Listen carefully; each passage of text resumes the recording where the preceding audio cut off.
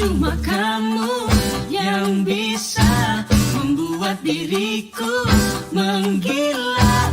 Memang cuma kamu yang mampu hadir di hidupku, temani hari. Cuma kamu yang bisa membuat diriku menggila. Memang cuma kamu yang mampu hadir di hidupku, temani hari. Memang cuma kamu yang bisa membuat diriku mencinta. Memang cuma kamu yang mampu hadir di tidurku, hias mimpi-mimpiku.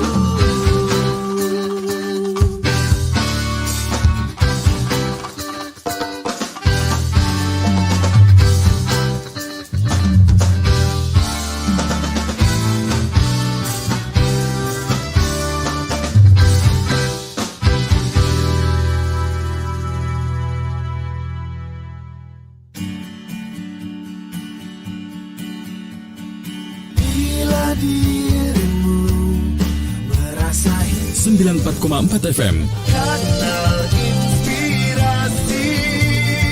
Pro 1 RRI Makassar. Assalamualaikum warahmatullahi wabarakatuh. Selamat pagi pendengar setia dari Makassar dimanapun Anda berada. Salam sejahtera. Senang sekali kita berjumpa kembali pagi hari ini dalam Dialog Lintas Makassar Pagi. Dialog Lintas Makassar Pagi. Kita bahas korupsi dalam pusaran politik dan budaya. Korupsi dalam pusaran politik dan budaya. Hari ini 9 Desember 2021 diperingati sebagai Hari Anti Korupsi Internasional, ya. Hari Anti Korupsi. Genderang perang terhadap korupsi, pendengar, telah ditabuh beberapa tahun yang lalu sejak era reformasi, ya. Kemudian pemerintah dan seluruh unsur yang ada di Republik ini terus menyuarakan mengenai anti korupsi, ya. Semuanya mengatakan anti korupsi. Saya anti korupsi, tetapi kondisi real yang terjadi, kasus korupsi masih begitu banyak terjadi di negara kita, ya. Bahkan kita bisa melihat sendiri dengan mata kepala kita melalui pemberitaan di berbagai media, ya. Masih banyak kemudian mereka yang dipercaya sebagai pejabat-pejabat publik tersangkut paut dengan korupsi. Nah, yang kemudian menjadi anehnya lagi, saudara pendengar, bahwa kemudian kasus korupsi ini seringkali kemudian dilibatkan, disangkut pautkan dengan lingkaran politik. Nah, menjadi pertanyaan kemudian juga, apakah korupsi di Republik ini, negara kita, sudah menjadi sebuah kebudayaan? Oke, saya akan bahas ini untuk sesi yang pertama bersama aktivis anti korupsi Sulawesi Selatan dari Lembaga Anti Korupsi Sulsel Laksus, ada Bu Mulyadi lewat sambungan Zoom pada pagi hari ini. Oke, saya menyapa beliau. Pak Mulyadi, Assalamualaikum, selamat pagi.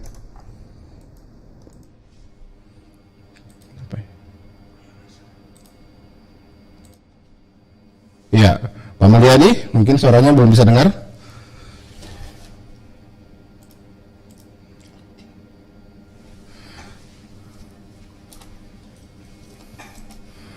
Iya. Halo Pak Mulyadi, bisa mendengarkan suara saya?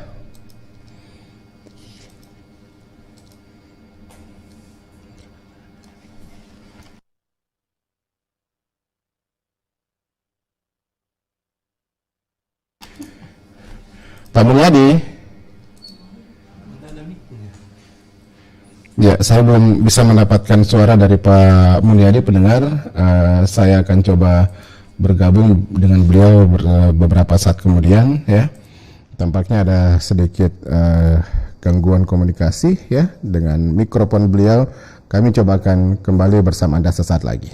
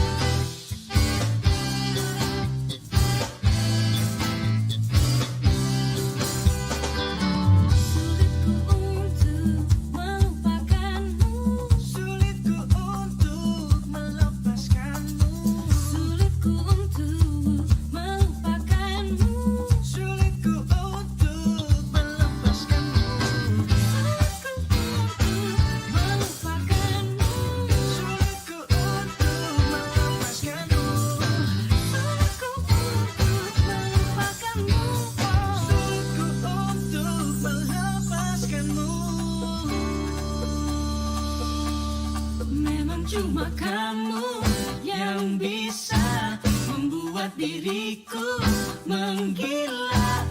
Memang cuma kamu yang mampu hadir di hidupku, temani hari. Kamu yang bisa membuat diriku menggila. Memang cuma kamu yang mampu hadir di hidupku, temani hari. Memang cuma kamu yang bisa membuat diriku mencinta. Memang cuma kamu yang mampu hadir di tidurku, hias mimpi-mimpiku.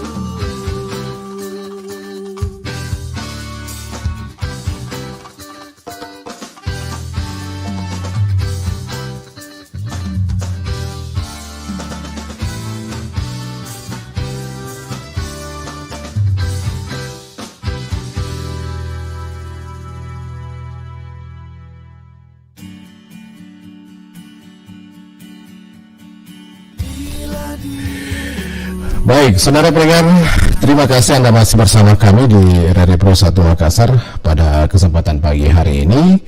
Dan kita masih bahas korupsi dalam pusaran politik dan juga budaya. Nah, tidak jarang pendengar bahwa untuk kasus-kasus korupsi yang ada di Republik ini memang banyak melibatkan petinggi-petinggi politik, ya. Nah, utang politik ini yang kemudian menjadi ditenggarangi, ya. Saya nggak kemudian menjustifikasi, tapi ditenggarangi, utang politik ditenggarangi menjadi penyebab kemudian banyak pejabat-pejabat yang terseret dalam kasus korupsi, ya. Nah, tentunya memberikan janji, ya. Ini juga merupakan salah satu alasan mengapa kemudian para pejabat-pejabat tersebut terseret dalam kasus korupsi. Oke, sudah tersambung dengan narasumber kita pada pagi hari ini, Koordinator Lembaga Anti Korupsi Sulawesi Selatan, Pak Mulyadi. Pak Mulyadi, Assalamualaikum. Waalaikumsalam. Oke, sudah bisa mendengar suara saya jelas? Siap. Sehat-sehat, Pak Mulyadi. Nah, hari ini diperingati pastinya kalau aktivis anti korupsi ya sudah paham betul bahwa hari ini diperingati sebagai Hari Anti Korupsi Internasional. Kita masih terus berperang melawan korupsi, ya. Bagaimana kasus-kasus korupsi di negara kita seakan-akan ini tidak berhenti begitu. Nah, dan ternyata kemudian bahwa kasus korupsi itu telah berada di dalam pusaran atau lingkuran politik. Nah, ada aktivismenya seperti apa sebetulnya, Pak Mulyadi? Baik. Untuk kultur korupsi di masyarakat kita, khususnya di Sulawesi Selatan, itu terbentuk karena adanya kondisi yang memungkinkan atau terkadang memaksa untuk melakukan hal tersebut. Pola-pola yang ada di masyarakat berupa kesenjangan, ekonomi, krisis kepercayaan, buruknya pelayanan birokrasi, penegakan hukum yang lemah, menjadikan perilaku korupsi adalah hal yang dianggap lumrah sebagai bentuk jawaban atas kesulitan yang sering dihadapi sama masyarakat. Sehingga tidak mengherankan apabila banyak pejabat dan penyelenggara negara yang notabene memiliki wewenang dan kekuasaan untuk melakukan tindak pidana korupsi. Sebab perilaku tersebut sudah membudaya di institusi birokrasi. Makanya kenyataan yang sedemikian rupa tentulah sebuah tantangan tersendiri bagi penegak hukum. Anda katakan membudaya. Apakah ini kemudian artinya akan sangat sulit dan butuh sebuah kerja keras, kerja yang bukan lagi keras, ekstra keras begitu? Bagaimana supaya bisa untuk membasmi ini? Jadi sebenarnya undang-undang kita sudah bagus, penegak hukum kita sudah bagus, tapi tekanan politik yang besar dari atas, entahkah itu untuk kepentingan siapa dan bagaimana, itu sering menghambat penegakan hukum itu sendiri. Apalagi kalau hanya membasmi korupsi dengan pendekatan hukum pidana. Jika merujuk kepada budaya korupsi sendiri, sebenarnya harus dibangun pemaknaan baru, yaitu sikap semangat anti korupsi ditularkan melalui enkulturasi budaya, lembaga-lembaga sosialisasi yang ada seperti lembaga swadaya masyarakat. Harusnya dilibatkan juga dalam pemberantasan korupsi. Ya. Media massa juga, tokoh masyarakat juga, tokoh agama, sehingga peran penegak hukum ini tidak mandul. Ya, artinya tidak ada tebang pilih. Kalau dilihat dari segi penegakan hukum mulai dari KPK sampai ke APH lain, ya mungkin masyarakat berpikir bahwa hebat juga, tapi setelah kita tarik benang merahnya kan sepertinya ada tendensius, ada gerakan-gerakan lain di dalam penegakan hukum itu sendiri. Oke, baik. Nah, kalau kita melihat ya kasus-kasus korupsi yang ada, ini kan mungkin kebanyakan para pejabat tersebut terikat janji begitu ya. Ada begitu banyak pejabat-pejabat, terutama kepala-kepala daerah ya, yang kemudian mereka tersangkut paut dengan kasus-kasus korupsi begitu, gubernur, bupati ya, sehingga dengan menteri-menteri ya, orang yang berada di bawah kepercayaan presiden tersangkut paut dengan ini. Apakah kemudian ini bisa dihubungkan bahwa kemudian mereka ini terikat begitu dengan janji ataupun juga hutang politik yang kemudian ini memaksa mereka harus terjebak begitu dalam ranah ini? Kalau dugaan itu sih, kalau secara pribadi saya sudah pastikan iya. Berbicara masalah partai politik dan korupsi saat ini, sebenarnya yang paling banyak terjerat itu dari partai-partai. Artinya tidak terlepas dari partai nasional, partai Islam, partai apapun itu bentuknya. Hampir semua telah terjerat, entah itu OTT maupun penangkapan lain oleh KPK. Artinya partai politik harus berbenah dulu. Artinya fakta integritas itu jangan hanya di atas kertas, tapi memang betul-betul diwujudkan. Tapi harus berbenah dulu, mulai dari rekrutmennya, terus dia punya pembiayaan partai politik ini harus biaya politik. Kemungkinankah karena sistem yang dibangun bahwa di sistem perpolitikan yang terbangun saat ini yang kemudian menyebabkan biaya politik itu sangat mahal ya, dan terkadang karena biaya politik yang sangat mahal inilah yang membuat orang atau mereka yang para politisi-politisi yang dipercaya untuk menjadi pejabat publik, menjadi pejabat ini melakukan berbagai upaya, melakukan berbagai cara bagaimana untuk bisa memenuhi kos-kos politik tersebut. Iya, sepertinya begitu. Artinya fungsi formalitas itu partai untuk menjadikan output dihasilkan hanya mencapai mencapai elektabilitas, bukan kualitas dari partai itu sendiri.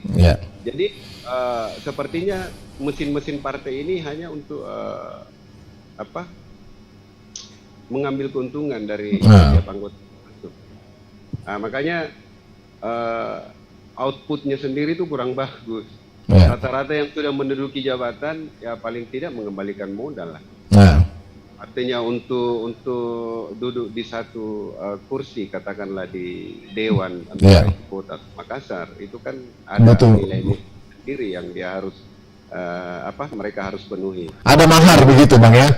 Ya, betul. Karena tidak dapat dipungkiri, artinya kedua hal tersebut di atas, mulai dari rekrutmen sampai pembiayaan itu sendiri, membuat ilmu politik jadi buruk, memperkuat alasan utama masyarakat, maka akan menjadi apatis. Tidak menutup kemungkinan di tahun 2002 pada saat pemilihan itu mungkin masyarakat tidak terlalu antusias untuk datang memilih.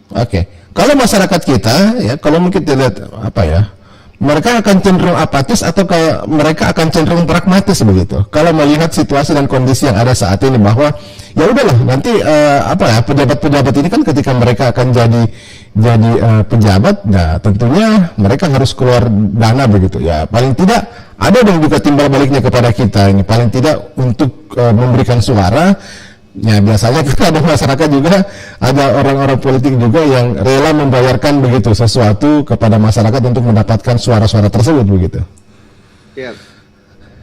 Intinya kalau dilihat dari pemberantasan korupsi saat ini kan sebenarnya kebanyakan yang tertangkap OTT itu dari partai-partai. Betul. Termasuk yang duduk di birokrasi, entah itu 01, 02, semuanya terjerat OTT.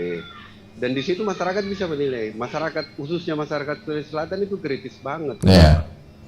Jadi mereka bisa melihat bahwa sebenarnya perputaran politik yang ada di Sulawesi Selatan dalam pemberantasan korupsi kan rata-rata yang terketangkap itu tidak pernah yang kroco-kroco, rata-rata korupsi berat. Betul. Iya. Yang menjadi pertanyaan, kenapa justru yang atas-atasnya aja, yang bawa-bawa tim pengarah ini kan banyak. Tim pengarah ini yang banyak, Bang. Artinya yang mengarahkan sesuatu persoalan ini ke pejabat tertentu, ini kan dari bawah dulu. Tidak mungkin langsung dari atas begini. Sekarang ini yang terjadi di Sulawesi Selatan justru yang lepas ini yang tim pengarah ini tadi. Sementara rata-rata tim pengarah ini kan dari partai-partai itu sendiri. Hati yang menjadi konco-konco, yang menjadi perantara dari satu paket proyek ke paket lain. Kan dari bawah dulu. Betul. Oke. Biasanya kan LSM sangat jeli melihat ini begitu ya. Bang Mulyadi, bagaimana kemudian kalau kita melihat bahwa taruhlah misalnya paket-paket pekerjaan ya untuk misalnya proyek-proyek tertentu ya. Nah ini kan diatur sedemikian rupa, padahal sebetulnya kita melihat bahwa sistem yang dibangun untuk bisa mengkantor tersebut ya, ini sudah sedemikian rupa bahwa kemudian sistem-sistem ini dibangun bagaimana supaya mencegah, supaya jangan terjadi adanya janji-janji begitu ya, jangan terlibat ya penggunaan kekuasaan begitu. Nah, tapi ternyata ini kan masih ada celah yang mampu dimanfaatkan. Nah, bagaimana kalau menurut pandangan, menurut pengalaman sejauh ini dari teman-teman di LSM melihat begitu kasus-kasus yang ada sejauh ini? Baik, sebenarnya berangkat dari partai politik itu sendiri. Jadi artinya pada saat seseorang mau masuk ke dalam satu partai politik untuk menduduki satu jabatan, apakah itu di legislatif atau eksekutif, eksekutif, sebenarnya tidak perlu ada mahar-maharan, sehingga untuk mengembalikan modal mahar ini tadi kan harus begitu dulu. Artinya semua jalan harus ditempuh sehingga tindak pidana korupsi itu terjadi. Jadi maksud saya pembenahan di tubuh partai dulu. Setelah partai ini merasa sudah bagus, mulai dari rekrutmen sampai pengawasan pembinaan partai terhadap kadernya, saya rasa untuk tindak pidana korupsi itu bisa diminimalisir. Paling juga orang-orang yang tertentu. Artinya pemain-pemain lama. Sekarang kan yang muncul ini rata-rata pemain-pemain baru. Kalaupun tidak bisa dipungkiri sutradaranya dari pemain lama. Artinya begini. Setiap kali seseorang ingin menduduki satu jabatan melalui mesin partai, kan maharnya terlalu mahal.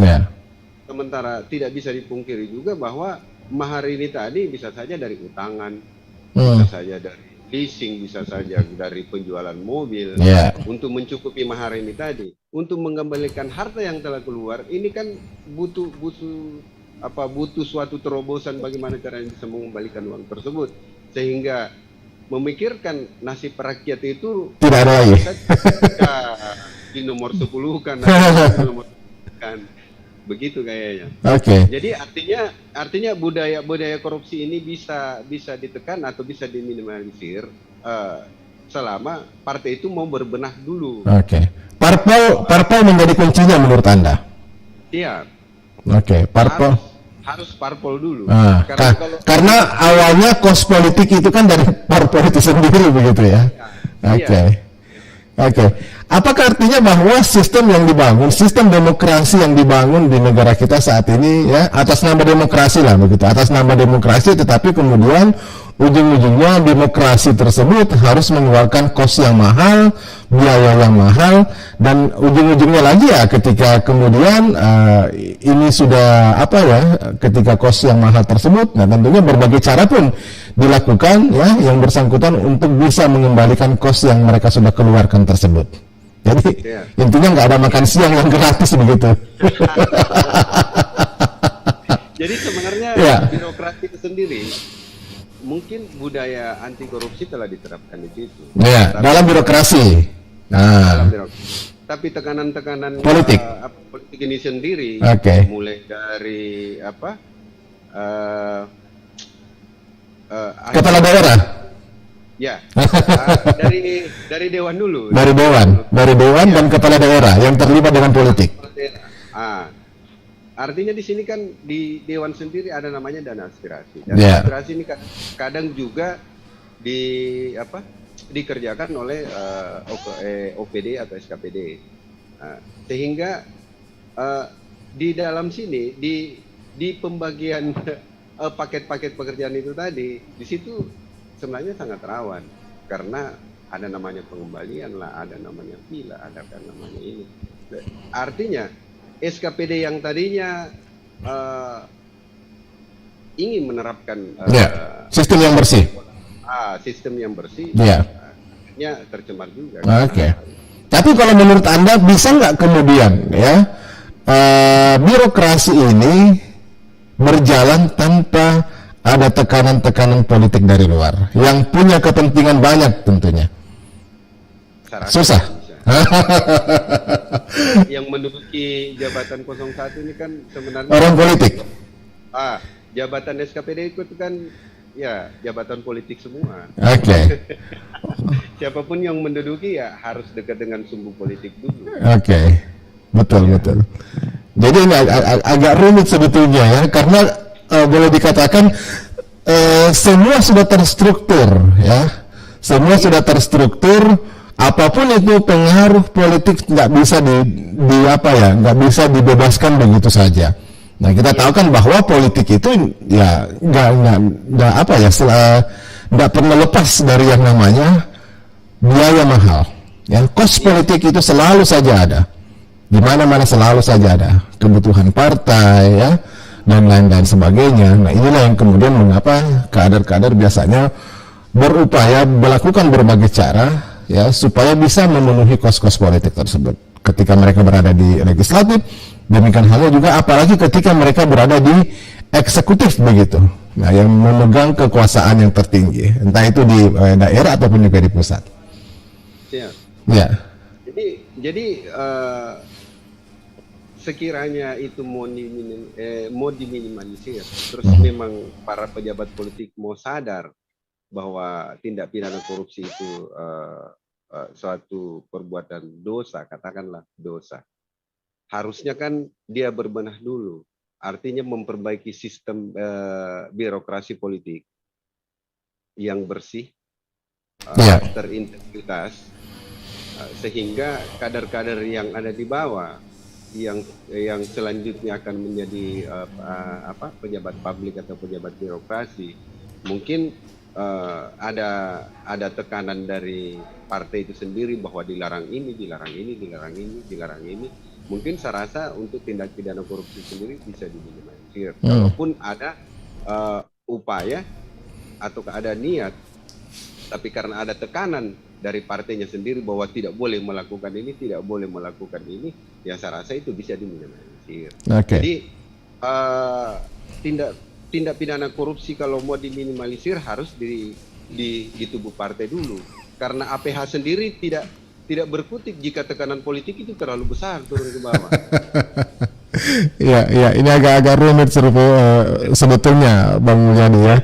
Kayaknya kalau mungkin boleh dikatakan ya butuh sebuah kerja keras dan komitmen yang kuat juga ini. Ya, kan dulu berkembang juga ini ya. Ketika kemudian bagaimana setelah proses pemilihan yang berlangsung secara pemilihan langsung ya, ini kan ya kita sampaikan tadi bahwa itu membutuhkan kos politik yang sangat tinggi, dan kemudian tidak jarang juga dari hasil-hasil tersebut banyak yang tersangkut paut dengan kasus-kasus korupsi. Nah, berkembanglah aspirasi. Nah, jika untuk proses pemilihan tersebut legislatif maupun juga eksekutif sebaiknya tidak lagi dilaksanakan secara langsung. Nah, dengan pertimbangan tadi bahwa potensi untuk terjadinya kos politik yang besar dan berujung pada kasus korupsi, ya, ini sangat besar. Bagaimana menurut tanggapan Anda? Ya, itu tadi. Artinya untuk meminimalisir korupsi di tubuh partai politik itu sendiri, Ya. maka partai politik harus merubah sistem rekrutmen dan sistem kaderisasi. Oke. Serta pengelolaan keuangan partai itu sendiri. Tapi sistem pemilihan tidak usah dirubah begitu menurut Anda? Kalau sistem pemilihan, Ya. yang penting jangan sampai 2 kali dong. Ya. Maksimalnya kan 2 kali. Kalau Oke. sampai 3 kali, saya rasa tak lewat-lewat. Iya, Bang Mujadi, saya juga kita akan bersama dengan dari akademisi, ya, lewat telepon. Ada Pak Ruslan Ranggong, Dr. Ruslan Ranggong, Dekan Fakultas Hukum Universitas Boswa Makassar, ya. Oke, kita akan berdiskusi bersama-sama mengenai kasus korupsi dalam pusaran politik ini. Oke, saya sudah tersambung dengan beliau. Saya menyapa dulu. Assalamualaikum, Pak Ruslan Ranggong. Waalaikumsalam warahmatullahi wabarakatuh. Ya, Pak Mujadi bisa dengar suara? Ya. Oke, baik. Ya, Pak Ruslan Ranggong, saya juga bersama dengan salah seorang aktivis anti korupsi di Sulsel, Pak Mulyadi dari Lembaga Anti Korupsi Sulawesi Selatan. Hari ini bersama-sama kita peringati sebagai Hari Anti Korupsi, ya, internasional, dan semangat untuk memberantas korupsi di negara kita terus saja berlangsung hingga saat ini, begitu. Meskipun ada dinamika yang ada di dalamnya, kita ketahui, ya, banyak dinamika yang berkembang terkait dengan pemberantasan korupsi ini. Nah, kalau kita melihat bahwa dihubungkan begitu korupsi dan dengan politik. Nah, bagaimana mungkin Pak Ruslan melihat, ya, apakah kemudian bahwa proses politik yang ada di negara kita kemudian ini bisa saja bahwa ya, korupsi tersebut tidak lepas begitu dari proses-proses politik yang ada di dalamnya. Pak Ruslan. Terima kasih banyak, Pak. Sebelum saya ikut bicara, saya sapa dulu Pak Mulyadi. Assalamualaikum Pak Mulyadi. Waalaikumsalam warahmatullahi wabarakatuh. Jadi tadi juga saya dengar sepintas apa yang disampaikan oleh Pak Mulyadi. Memang ada masalah besar kita di Indonesia ini. Kalau kita kaitkan antara politik dengan korupsi ini, ya. Jadi memang banyak aspek, ya. Antara lain tadi yang sudah disinggung bahwa ongkos politik kita di Indonesia itu sangat tinggi. Dengan sistem pemilihan yang kita kita sepakati bersama, kan seperti itu, ya. Dan data yang kita bisa lihat, baik yang ada di KPK, di Kejaksaan Agung, di kepolisian, sangat banyak kan aktor-aktor politik yang terjerat, ya, baik dia sebagai eksekutif maupun yang ada di legislatif. Nah, itu. Jadi memang ada ongkos politik yang tinggi. Ya. Ongkos politik. Jadi memang ini yang jadi masalah besar kita di Indonesia. Ongkos politiknya tinggi. Nah, tapi terlepas dari itu, memang hal yang paling penting sebenarnya, ini kan kita sudah lakukan upaya, Pak. Bahkan KPK kita bikin, ya. Dulu kan idenya pembentukan KPK karena 2 sayap penegak hukum itu, ya, Kejaksaan dan Kepolisian dinilai kurang mampu. KPK ini sudah ada sekarang, tapi ya masih tinggi juga, ya, perilaku korupsi kita. Nah, itu. Jadi di samping politik, ya, memang secara internal, ya, kita juga lemah. Itu gampang disogok, ya, gampang disuap. Dan kita bisa lihat contoh, Pak, ya, beberapa yang mengklaim dirinya sebagai anti korupsi sudah dapat penghargaan ya, dari KPK, dari Kejaksaan, tapi akhirnya terjerat juga. Ya. Nah, itu. Tidak ada yang bersih-bersih amat sebetulnya, begitu, ya? Ya, itu, ya. Jadi kalau tidak bersih amat, tapi memang sistem ini yang ada itu yang perlu terus dibenahi. Pak Mulyadi tadi mengatakan, Pak Ranggong, bahwa bagaimana kemudian partai politik harus berbenah, begitu, karena awalnya itu dari parpol semua, ya. Bagaimana kemudian membersihkan birokrasi ini dari pengaruh partai politik, pengaruh politik, tekanan politik dari luar. Bisa nggak itu, Pak? Ya. Jadi betul, jadi partai politik ini, ya, jadi semua elemen bangsa berbenah, tapi partai politik ini kan yang memang memproduk anggota legislatif dan eksekutif ya, sebagian besar dari sebagian besar jadi eksekutif juga seperti itu ya. Jadi memang ya betul yang sampaikan Pak Mulyadi itu jadi pembenahan parpol dan elemen bangsa yang lain itu yang perlu dilakukan. Nah, ini ada juga yang yang perlu diperhatikan oleh parpol. Parpol ini kan ya cenderung jangka pendek ya. Jadi bagaimana elektoral mereka itu naik, kemudian nanti mereka banyak wakilnya di DPR, sehingga perpindahan sudah tahu bahwa ini orang bermasalah di partainya diterima, yang penting bahwa orang ini punya elektabilitas, punya itu yang mestinya tidak ada boleh lagi. Betul. Iya. Kalau masyarakat kita, Pak Ragung sendiri melihat bagaimana begitu? Apakah masyarakat kita juga ini boleh dikatakan menjadi penentu juga begitu? Karena kan kita lihat bahwa masih banyak masyarakat begitu yang kurang jeli untuk melihat atau melihat siapa sih yang sebenarnya wakil-wakil mereka ya, yang mereka percayakan, yang betul-betul ini mampu begitu, karena ya, mereka cenderung pragmatis lah begitu, terutama mungkin yang berada di wilayah-wilayah atau di daerah-daerah yang ya pendidikan politiknya ini belum mumpuni, sehingga betul, terkesan jadi pendidikan politik ini yang perlu dikembangkan terus, karena masyarakat kita kan pragmatis nanti menyesalnya setelah mereka memilih. Ya, jadi begitu istilahnya gampang lupa lah. Ya. Nah, jadi setelah mereka didekati lagi, ya, apalagi masyarakat kita masih banyak juga yang menerima pemberian untuk memberikan suaranya, padahal mereka tidak sadar bahwa ini jangka panjang akibat dari pemilihan itu. Jadi pendidikan politik ini perlu ya, dan saya kira memang kembali lagi kepada parpol ini jangan hanya memikirkan elektoral saja, tapi bagaimana melakukan pembinaan politik kepada masyarakat agar sistem politik kita ini nanti bisa bagus ya, kemudian tidak menghasilkan lagi apa yang seperti yang kita lihat selama ini. Memang sangat miris Pak, karena beberapa yang kita kenal baik ya tentu kita sudah tahu bersama, mereka itu mengklaim diri sebagai anti korupsi, tapi kan ujung-ujungnya terjerat juga. Nah ini. Ya, baik. Ya, Bang Mulyadi sendiri, Anda di pengalaman bertahun-tahun di LSM begitu melihat ya bagaimana kemudian kasus-kasus korupsi ini banyak melibatkan pejabat-pejabat publik begitu. Nah, kalau menurut pandangan Anda sendiri, bagaimana sih supaya upaya yang perlu dilakukan ya secara bersama-sama, supaya kemudian jangan bahwa kasus korupsi ini tidak semakin menggurita, tidak semakin mengakar begitu, sehingga ini sulit nantinya untuk bisa diberantas, apalagi dicegah begitu, Pak Mulyadi.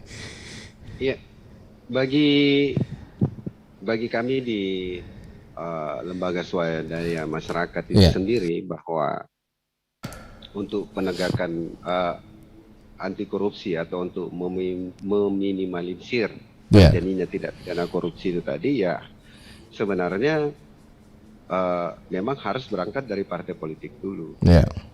Seperti yang dikatakan tadi bahwa yang paling banyak mencetak kadar mulai dari yang duduk di birokrasi, legislatif, eksekutif kan itu dari partai itu sendiri. Malah yang mengherankan lagi, justru partai politik ini mencoba membuat satu terobosan baru dengan membuat peraturan pemilu mengikutkan ex napi anti korupsi, ex napi koruptor.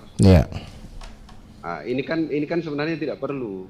Yang perlu yang mereka pikirkan sebenarnya, kalau partai apalagi dia sudah duduk menjadi anggota dewan, harusnya lebih memikirkan kepada nasib masyarakat, entah itu pembangunan infrastrukturnya atau SDM-nya sendiri.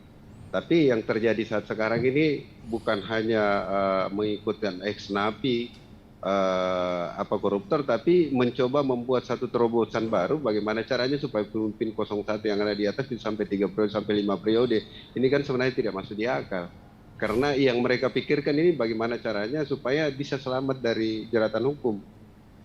Artinya begitu. Oke. sehingga menguatkan pemikiran kita, baik masyarakat awam maupun masyarakat tertentu seperti LSM, membuat pemikiran bahwa ini salah satu dampak nyatanya bobroknya pelaksanaan sistem partai yang dianut oleh beberapa partai-partai yang sudah tertangkap sama KPK. Kan sebenarnya berangkat dari situ, sebenarnya mereka yang membuat terobosan baru lagi, padahal sebenarnya harusnya kan dia introspeksi. Partai itu harusnya introspeksi bahwa sebenarnya kenapa bisa sampai banyak kadernya yang tertangkap, apakah karena rekrutmennya ataukah karena maharnya terlalu mahal, ataukah bagaimana, sehingga ini yang harus dirubah dulu. Tidak membuat terobosan baru, bagaimana caranya dia membuat pembenaran sehingga membuat lagi aturan baru yang semakin merancukan ini negara. Baik. Artinya APH sendiri tidak bisa berbuat apa-apa. Di saat ada anggota partai yang tertangkap ataukah ada anggota legislatif, entahkah eksekutif, ini kan yang paling berperan untuk menekan ke bawah ini kan partai politik dulu. Partai politik. Ya. Baik. Ya, Pak Ruslan, bisakah kemudian partai politik ini, ya, seperti disampaikan Pak Mulyadi tadi, tidak lagi yang namanya kemudian mengeluarkan budget atau kos politik yang mahal? Karena biasanya kalau ujung-ujungnya dari situ begitu, ya. Mengapa kader sampai korupsi? Karena tentunya mereka sudah mengeluarkan kos yang begitu mahal, kos politik yang begitu banyak untuk mendapatkan kedudukan tertentu. Nah, kalau misalnya kata Pak Mulyadi tadi, kalau misalnya ini bisa dibebaskan dari kos-kos politik yang mahal tersebut, nah tentunya kader-kader ini ya tidak akan terpacu begitu bagaimana untuk bisa mengembalikan modal yang mereka sudah keluarkan tersebut. Ya, jadi idealnya memang seperti itu, Pak. Jadi partai politik ini memang tidak mengajari ya masyarakat untuk justru melakukan atau menjadi bibit-bibit koruptor, ya, membagi sembako. Ini kan sebenarnya aturan-aturannya sudah ada, internal partai juga sudah ada, tapi kenyataannya ada seperti itu. Nah, bahkan pemerintah kan juga sudah memberikan bantuan, Pak. Kan ada namanya itu bantuan ke parpol itu ya, hitung berapa suara yang mereka dapat, kemudian dikompensasi. Tapi mungkin itu dianggap belum cukup, karena fakta yang kita bisa lihat di setiap elektoral seperti pemilihan seperti itu pasti ada yang mengeluarkan, banyak yang umumnya lah mengeluarkan, karena masyarakat juga kita kan sudah diajari ya untuk menjadi pragmatis, sudah yang penting siapa yang yang memberikan, ya itu yang dipilih, padahal mestinya kan tidak seperti itu ya. Jadi mestinya partai politik berani yang mau pilih atau tidak, yang jelas kami tidak akan mengajari masyarakat menjadi masyarakat yang salah jalan begitu. Jadi memang kuncinya itu ada di partai politik sebetulnya. Ya, partai politik intinya, karena mereka kan yang menjadi ujung tombak demokrasi kita. Tapi kalau sistem yang diterbangun saat ini bagaimana, Pak? Nah, inilah yang karena undang-undang kan, sistem ini kan dilandasi oleh undang-undang ya, undang-undang pemilu. Yang bikin undang-undang pemilu ya orang-orang politik. Jadi nggak bebas tidak terlepas juga dari pengaruh-pengaruh politik. Kan mereka sudah pikirkan kan? Sudah terpikirkan sama dengan mantan napi koruptor itu kan itu masih boleh lagi ya. Kalau misalnya konsisten ya kasihlah pembelajaran juga ya. Minimal satu periode atau satu periode baru bisa lagi mencalonkan ya. Seperti kalau misalnya dicabut hak politiknya ya melalui undang-undang. Tapi kan itu perlu diatur dalam undang-undang, tapi kan nyatanya tidak kan. Sehingga mungkin ya tepatlah apa yang selalu orang bilang ya, itu burung ya, ini perumpamaan burung itu juga selalu kan mencari yang sejenis, Pak. Kalau kita mungkin melihat dinamika perkembangan penanganan kasus korupsi di negara kita ya, Pak Mulyadi, Pak Ruslan ya, boleh dikatakan begitu kompleks ya. Nah, bagaimana tentang isu kemudian bagaimana dengan adanya amandemen perubahan undang-undang, bagaimana kemudian isu pelemahan ya pemberantasan korupsi ini kan selalu mengemuka begitu, dan tentunya ini tidak terlepas dari pengaruh dan juga proses-proses politik yang ada di dalamnya. Nah, bagaimana Pak Mulyadi kemudian Pak Ruslan melihat dinamika dan perkembangan yang sejauh ini? Ya, mungkin Pak Mulyadi dulu. Iya, saya rasa kalau untuk APH sendiri, entah itu dari KPK maupun kepolisian, kejaksaan, ini kan sebenarnya diatur sama regulasi. Seperti Pak Ruslan tadi bilang bahwa regulasi itu kan datangnya dari partai politik. Kelemahan itu sendiri datangnya dari partai politik. Kalau mungkin ada kepentingan partai politik tersebut terkebiri, nah mungkin saja ada upaya politik dilakukan untuk melemahkan tersebut ya. Sampai bagaimana partai politik sendiri melalui anggota dewan melemahkan KPK dengan merubah sistem yang ada di KPK menjadi ASN. Jadi sebenarnya kalau itu mau dirubah lebih bagus bubarkan saja, karena kalau ASN-nya kan sudah ada kepolisian sama kejaksaan. Kalau saya sendiri, artinya itu kan ya tidak ada bedanya. Tidak ada bedanya antara pekerjaan polisi, KPK. Kalaupun kita tahu bahwa ada jenjang-jenjang kasus yang sudah dituangkan dalam MOU bahwa kalau untuk tingkat ini harus ditangani sama ini, kalau tingkat ini ditangani sama ini. Tapi tidak terlepas dari pelemahan itu sendiri, ini kan datangnya dari partai politik. Sistem yang sudah bagus, sistem yang sudah solid, yang sudah dibangun sedemikian rupa. Ubah lagi menjadi suatu sistem yang bagaimana caranya supaya partai politik itu bisa lolos dari jeratan hukum. Dalam satu kasus hanya karena persoalan dia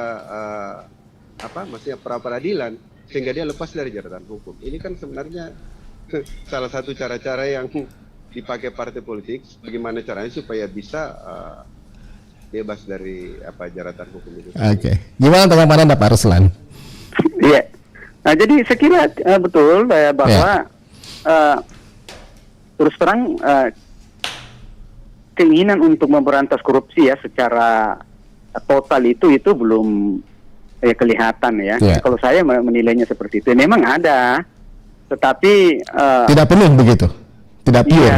Iya. Misalnya yang saya lihat, yang saya sesalkan itu, dan ya sampai sekarang saya kira teman-teman penggiat anti korupsi juga terima itu. Jadi intinya setelah undang-undang KPK itu diubah ya sulit lah kita namanya ya. Itu intinya itu Pak. Jadi perubahan undang-undang KPK kan ini merubah sistem yang yang ada di KPK. Padahal kita akan berharap ya KPK kuat ya, kemudian APH yang lain, kepolisian dan kejaksaan juga tambah kuat juga. Tapi sekarang ya kita lihat seperti itu ya, dan ya memang syarat dengan kepentingan politik kalau kita mau jujur saja seperti itu. Ya, kita lihatlah sekarang apa yang terjadi berkaitan dengan ya memang ada yang ditangkap, yang OTT, tapi saya lihat itu sudah tidak perlu sebenarnya KPK yang tangani yang seperti itu ya. Baik. Ini karena waktu kita sangat terbatas, terakhir mungkin di momen Hari Anti Korupsi Internasional ini Pak Mulyadi, Pak Ruslan mungkin ada yang disampaikan, silakan Pak Ruslan, Pak Mulyadi dulu. Kalau saya sih intinya untuk meminimalisir korupsi harus dari partai politik dulu. Partai politik dulu. Iya. Mulai dari sistem rekrutmen, kaderisasi sampai sistem pengelolaan keuangan partai itu sendiri. Terus artinya mereka harus mempunyai SOP tentang pengawasan kader-kader yang ada di birokrasi, sehingga SOP yang dibuat itu tadi tidak boleh dilanggar oleh kader-kader yang ada di birokrasi. Jadi SOP sendiri itu memang di dalamnya sudah ada rambu-rambu yang tidak boleh dilewati, termasuk anti korupsi itu tadi. Saya rasa begitu. Baik. Ya, Pak Ruslan Rangga mungkin ada yang ingin disampaikan di momen Hari Anti Korupsi Internasional ini. Ya. Jadi kalau saya ya di momen Hari Anti Korupsi Dunia ini 9 Desember, saya hanya ingin menyarankan agar untuk lingkup kita di Sulawesi Selatan, agar pihak APH ya yang menangani korupsi ya baik kejaksaan maupun kepolisian, agar betul-betul konsisten ya kasus-kasus yang sudah ditangani jangan terlalu lama, terkesan terlalu lama lah ya.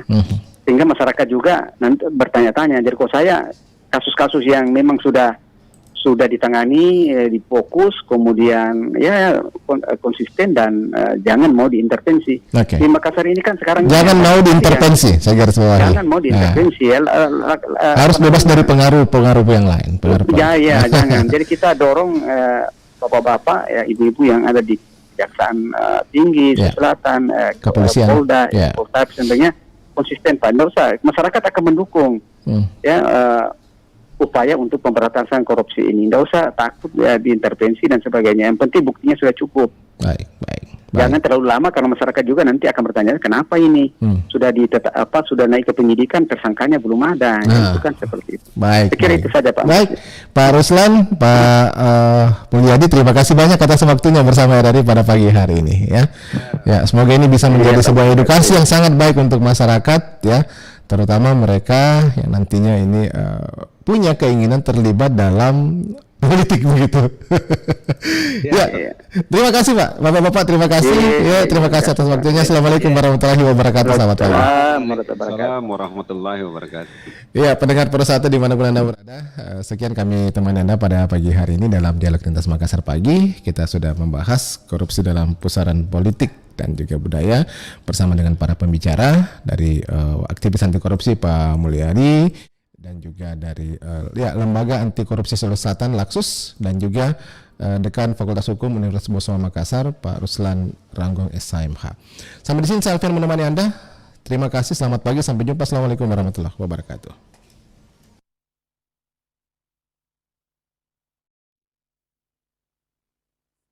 4 FM Kanal Inspirasi Pro 1 RRI Makassar.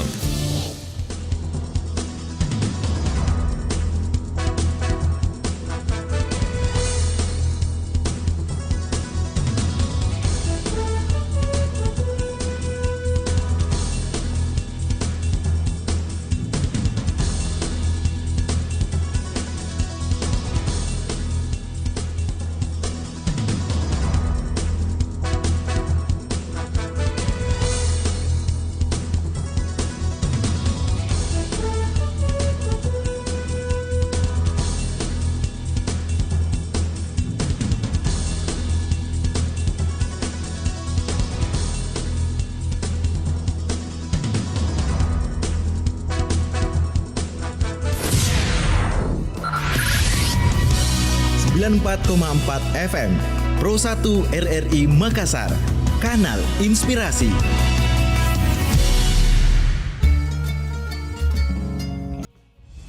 Terapi plasma konvalesan saat ini menjadi harapan pasien COVID-19, terutama yang mengalami infeksi berat. Para penyintas COVID-19 dapat berperan aktif membantu sesama dengan menjadi donor plasma konvalesan, seperti yang telah dilakukan Menko Perekonomian serta Ketua Komite Penanganan COVID-19 dan Pemulihan Ekonomi Nasional, Erlangga Hartarto.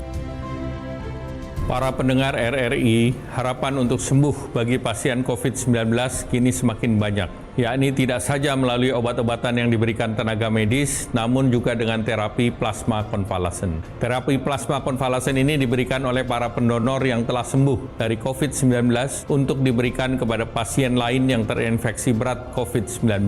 Saya pribadi telah melakukan donor plasma konvalesen ini dengan harapan agar juga dapat diikuti oleh para penyintas COVID-19 lainnya. Pemerintah bersama Palang Merah Indonesia akan memfasilitasi terapi plasma konvalesen sebanyak mungkin. Bila ada 10% saja penyintas COVID-19 melakukan donor plasma konvalesen, maka akan semakin banyak pasien sembuh serta akan mendukung harapan Presiden Joko Widodo agar terbentuk herd immunity pada akhir tahun ini. Saatnya berbuat baik untuk sesama dengan menjadi donor plasma konvalesen. Saya Erlangga Hartarto, Menko Perekonomian, Ketua Komite Penanganan COVID-19 dan Pemulihan Ekonomi Nasional. Lintas Makassar Siang 94,4 FM